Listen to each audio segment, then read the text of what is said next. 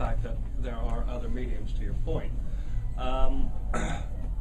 Core tenet of integrated marketing is you use the right tool for the right audience, for the right channel,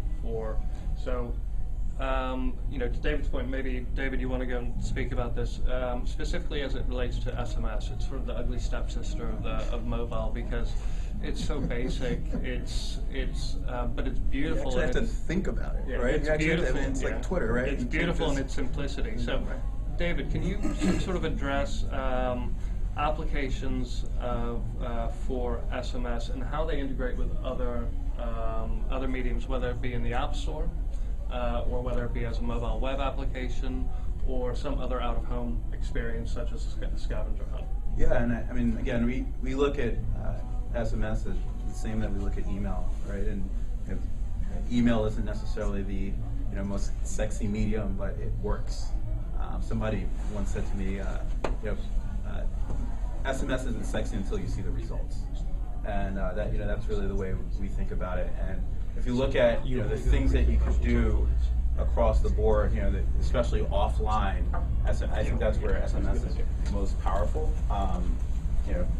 I walked by 2 billboards that had QR codes on them in New York City coming here, and then I got off the train here, saw another QR code scanner at the train station, and I don't know anybody who has ever taken out their camera, downloaded a barcode and scanned it. But if you had if you activated it by SMS, those are the things that we think about.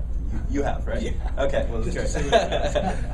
Yeah, and so I think that those are the things that, as far as kind of looking at the SMS landscape, we see the breadth, as you say, and the kind of simplicity as a very, very powerful thing. And then there are other, GroupMe is an extremely powerful app, and it's SMS based, primarily SMS based. And so everybody texts, and they're familiar with that.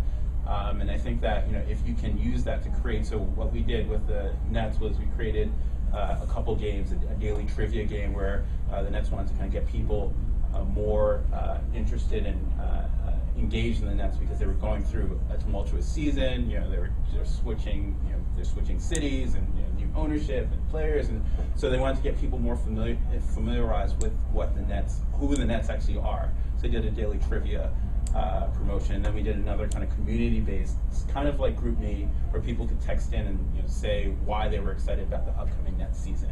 And then what we did was we tied that into social media. And so I think that there are some interesting things that you can do if you get creative.